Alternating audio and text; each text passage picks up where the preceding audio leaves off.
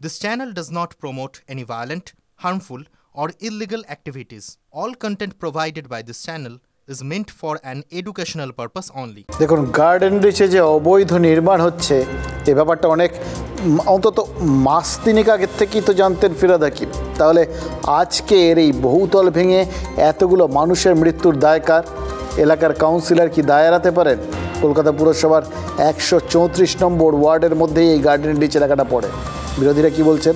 বলছেন যে এলাকার কাউন্সিলর শামস ইকবাল নাকি মেয়রের ঘনিষ্ঠ।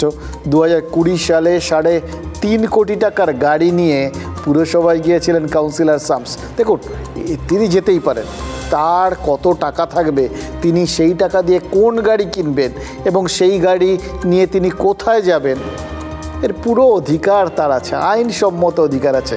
রোজগারটা যদি আইনসম্মত হয় তাহলে সেটা খরচ করাও তো আইনসম্মত অধিকার। ফলে এটা নিয়ে এমনিতে কিছু বলার নেই, কিন্তু আম জনতা তো বটেই। দলীয় কাউন্সিলররাও নাকি শামসের গাড়ি দেখে হাঁ হয়ে গেছিলেন। লোকে বলে এরকমভাবে মানুষকে চমকে দেওয়ার কাজটা নাকি শামস ইকবাল খুব ভালো পারেন। গত পুরো ভোটে 98% ভোট পেয়েছিলেন শামস। খেয়াল করে দেখুন, 98%, 200% কীভাবে যে ফসকে গেছিল ভগবান জানে। কিন্তু 98% ভোট পাওয়া এই বাজারে, দেখুন যারা খেলাধুলো করেন না তারাও বলেন যে এই গলির ক্রিকেটেও ক্যাম্বিস বল হোক বা এমনি রাবারের বল হোক, যা খুশি হোক, তাতেও সেঞ্চুরি করাটা একটা কৃতিত্বের ব্যাপার। ঠিক সেরকমই পুরো ভোটে সে যে এলাকাই হোক 98% ভোট পাওয়াটা এটা কিন্তু একটা বিরল কৃতিত্ব। সেটা তিনি করে দেখিয়েছেন। অবশ্য শামস পারেন, কারণ তিনি তো প্রভাবশালী পরিবারের সন্তান এবং তার এই ঐতিহ্য আছে, পারিবারিক ঐতিহ্য। তার বাবা মুন্না ইকবাল ছিলেন ওই এলাকার ডাকসাইটে নেতা। তার বিরুদ্ধে ওই 2013 সালের 12ই ফেব্রুয়ারি হরিমোহন ঘোষ কলেজে ছাত্র নির্বাচনের দিন যে গণ্ডগোল হয়েছিল এবং সেই দিন যে গুলি চলেছিল পুলিশের ওপর, সেই গুলি চালানোর ঘটনায় কিন্তু এই মুন্না ইকবাল অভিযুক্ত ছিলেন। এবার মুন্না ইকবালের ছেলে শামস গেমিং অ্যাপ প্রতারণার মূল অভিযুক্ত আমির খানের সাথে শামসের ঘনিষ্ঠতা রয়েছে বলে সেই সময় অভিযোগ উঠেছিল। এরকম একজন কাউন্সিলর যার প্রভাব প্রতিপত্তি নিয়ে সব সময় খবর হয়েছে, তিনি জানতেন না তার এলাকায় এরকম বেআইনি নির্মাণ চলছে। আচ্ছা, এই রকম একজন কাউন্সিলর যার প্রভাব প্রতিপত্তি এবং তার এই এলাকায় বিভিন্ন বিষয়াশয়ের মধ্যে তার বেশ খুঁটিনাটি ব্যাপারগুলোর খোঁজ খবর রাখা নিয়ে যে সব সময় খবর হয়েছেন, তিনি জানতেন না যে তার এলাকায় এরকম বেআইনি নির্মাণ চলছে। তিনি না হয় একজন কাউন্সিলর, পুরসভার যে বিভিন্ন অফিসাররা আছে তারা কি করছিলেন? মেয়র তিনি জানা সত্ত্বেও কি করে এই 3 মাস আগে তিনি বলেছিলেন, তারপরের মাঝের সময়টায় ঠিক কি চেষ্টা করেছিলেন তিনি গোটা বিষয়টা সামলানোর জন্য? এই গোটা বিষয়টা একদিকেই নির্দেশ করছে, জানেন তো, যে একটু যদি সচেতনতা থাকতো না, কোথাও গিয়ে একটু যদি উদ্যোগ থাকতো, তাহলে হয়তো কাল মাঝরাত্রে এভাবে আমাদের এতজন সহ নাগরিককে আমাদের হারাতে হতো না। আমাদের এই গোটা বিষয়গুলো নিয়ে প্রশ্ন আছে মনের মধ্যে, অনেকগুলো প্রশ্ন। এলাকার মানুষের মনেও প্রশ্ন রয়েছে, আমাদের মনেও প্রশ্ন রয়েছে।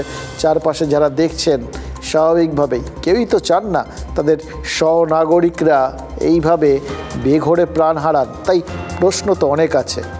আজকে আমাদের সঙ্গে এই মুহূর্তে রয়েছেন কলকাতার মহানাগরিক মেয়র শ্রী ফিরহাদ হাকিম।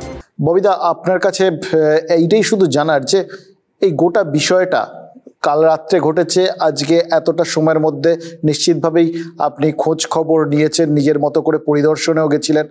আপনার চোখে গোটা বিষয়টা কোন জায়গায় দাঁড়িয়ে, কি কারণে ঘটলো, কারা দায়ী, এবং এটার পরিপ্রেক্ষিতে আপনার আজকের এই মুহূর্তের ভাবনা চিন্তা কি?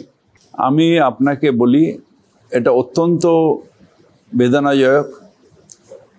তার কারণ একজন ইললিগাল কনস্ট্রাকশন করছিল, তার বাড়িটা ভেঙে পড়ে গরিব মানুষ যারা পাশাপাশি টালির বাড়িতে থাকতো তাদের বাড়ির ওপরে সে পড়ে এবং তাদের বিনা দোষে প্রচুর মানুষ ইনজয়ার্ড এবং অনেকগুলো মানুষ তারা প্রাণ হারালো।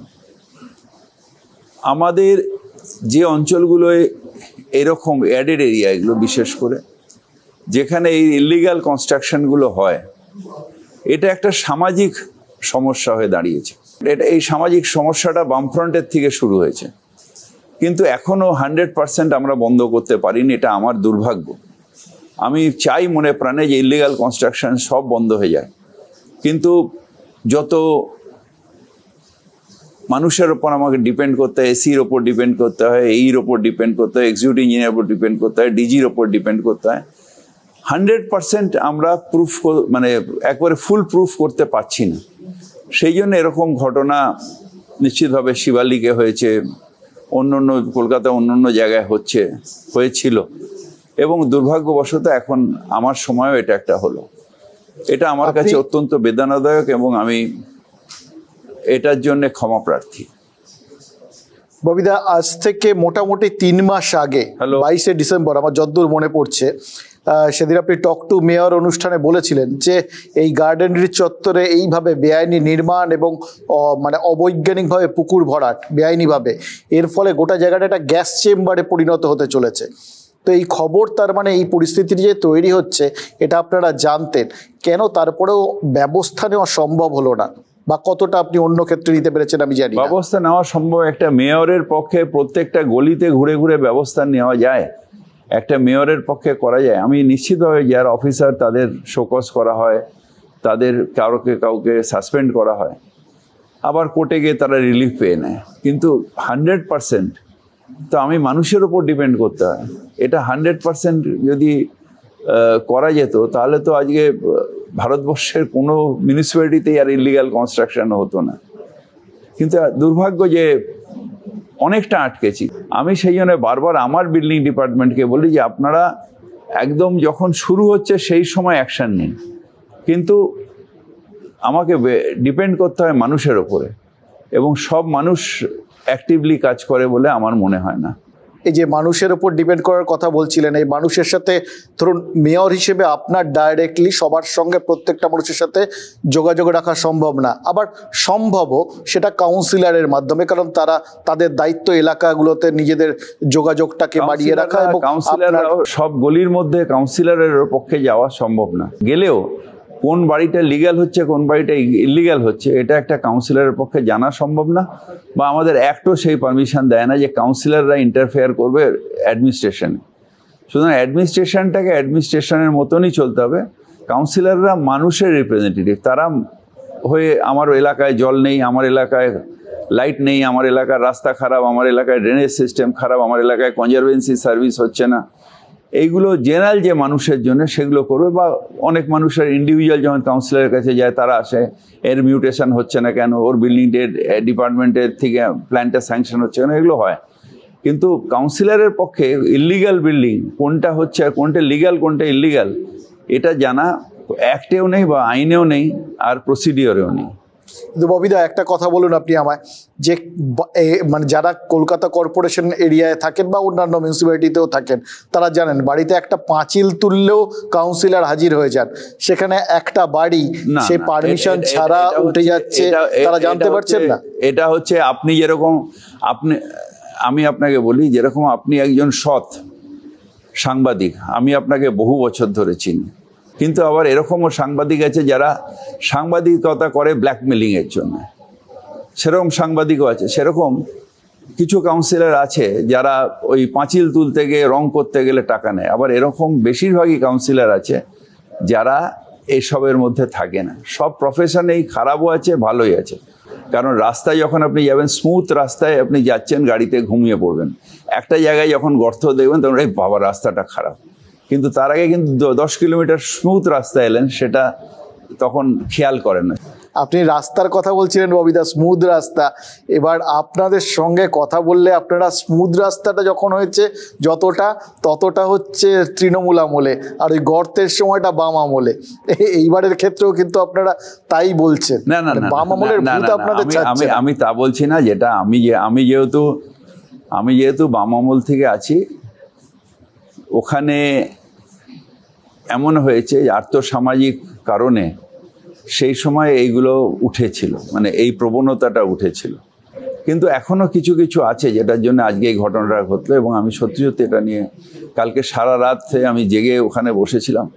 আমাকে কমিশনার বললো যে আপনার চোখ পড়েনি। আমার চোখ পড়েনি কারণ অ্যাংজাইটি, যে কটা মানুষ মারা যাবে, আমি কতগুলো মানুষের মৃত্যু দেখব, সে কটা বেরোচ্ছে, কখন বেরোবে, এই অ্যাংজাইটিতে আমার চোখ পড়েনি। এই মাঝখানে বিকাশ রঞ্জন ভট্টাচার্যের সময়কালটা বাদ দিলে সুব্রত মুখোপাধ্যায়, শোভন চট্টোপাধ্যায়, তারপর আপনি, পুরোটাই তৃণমূলের সময়টা। ফলে এর দায় কি আপনারা কোথাও গিয়ে এড়াতে পারেন? না, এটা এটা এটা এটা সামাজিক হয়েছে। আমার সময় যে রিফর্মসগুলো হয়েছে তাতে বিল্ডিং প্ল্যান পেতে কারোর কোনো অসুবিধা হয় না। যে যারা টাকার জন্যে এইসব ফালতু পাড়ার প্রমোটার ধরছে তাদের জন্যেও বাংলার বাড়ি করে দেওয়া যায়, কিন্তু কিছুটা সামাজিক, যে তারা এগিয়ে আসে না। যে টালির বাড়ি যে লোকটা চাইছে যে বাড়িটা করি, সে এগিয়ে আসলেই কিন্তু বাংলার বাড়ি পেয়ে যায়, যদি তাকে টাকা নাও থাকে। কিন্তু এটা একটা সামাজিক, মানে কী বলবো, সামাজিকভাবে আমাদের একটা যেন ব্যাধি ধরে গেছে, এবং সেটা সম্পূর্ণভাবে সারানো হয়নি। যে এই বাড়িটা নির্মীয়মান ছিল, পাশের বস্তি ছিল, ঠিক আছে, কিন্তু যদি ওই বাড়িটায় লোকজন চলে আসতো এবং তারপরে এই ঘটনাটা ঘটতো, মানে কি ঘটতো বুঝতে পারছেন আপনি? নিশ্চয়ই বুঝতে পারছেন যে কত মানুষের প্রাণ যেতে পারতো। ফলে আপনারা কি মেজর কোনো এবার অন্তত ওই অঞ্চলটার জন্য কোনো স্পেশাল ড্রাইভ নেবেন? নিশ্চয়ই। আমি ওই অঞ্চল না, আজকে আমি ডিজিকে বলেছি যে যত ইললিগাল আছে, কারণ এর আগেও যেগুলো হয়েছে সেগুলো সার্টিফাই হয়নি, তো কোনো এলবিএসকে দিয়ে সার্টিফাই হয়নি, যেগুলো ইললিগাল বাড়ি হয়েছে, সব ইললিগাল বাড়িগুলো নোটিশ দিন। সেগুলোকে যদি তারা কোর্টে যায় তাহলে আমরা বলবো ঠিক আছে, কারণ আমি অনেকগুলো ভাঙতে গেছি যেগুলো কোর্টের প্রোটেকশন পেয়েছে ওরা। সুতরাং আমরা যাব, যে বলবে ঠিক আছে, তাহলে আপনি যখন কোর্ট থেকে বলছেন আমরা করো, আপনি স্ট্রাকচারাল স্টেবিলিটি সার্টিফিকেট দিন ফ্রম স্ট্রাকচারাল ইঞ্জিনিয়ার। এমনিতে ধরুন এর বাইরেও এর তো একটা পলিটিক্যাল ইম্প্যাক্টও থাকে। ভোটের ঠিক আগে এরকম একটা ঘটনা, এটা আপনাদের চিন্তা কি আর একটু বাড়িয়ে দিল? না, এটার সাথে মানুষও জানে যে আমি সিনসিয়ারলি কর্পোরেশন চালাচ্ছি, আমি করাপশান করি না। যদিও বিজেপি বারবার করে আমার উপরে স্ট্যাম্প মারতে চায়, সেই জন্য বারবার ইডি সিবিআই আমার কাছে পাঠায়। ইললিগালি আমাকে জেলও খাটিয়েছে, যেটা পরে বিরোধী দলনেতা বলেছে এটা ষড়যন্ত্র, কিন্তু আমি জেল খেটেছি। ওনার চার্জশিট দূরের কথা, ডাকাই হয়নি। যাই হোক, সেগুলো নিয়ে এখন আলোচনা নয়, কিন্তু আমাকে স্ট্যাম্প মারে, যেহেতু আমার নাম ফিরাদ হাকিম। আমি এপিজে আব্দুল কালামের আত্মীয় হতে পারি না, আমি দাউদ ইব্রাহিমের আত্মীয় হব, এটা ওদের এখন পলিসি।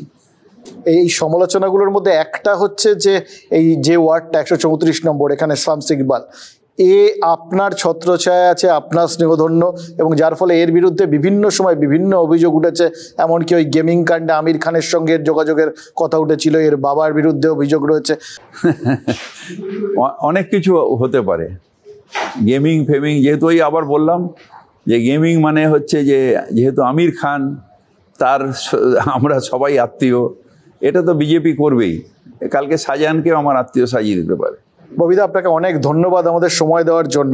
তবে মানে আমরা নিশ্চিত যে কোথাও গিয়ে হয়তো প্রশাসনের তরফ থেকে এইবার অন্তত এই উদ্যোগটা নেওয়া হবে যাতে ভবিষ্যতে এরকম ঘটনা আমাদের আর দেখতে না হয়, আর কোনো সহনাগরিককে আমরা যেন না হারাই।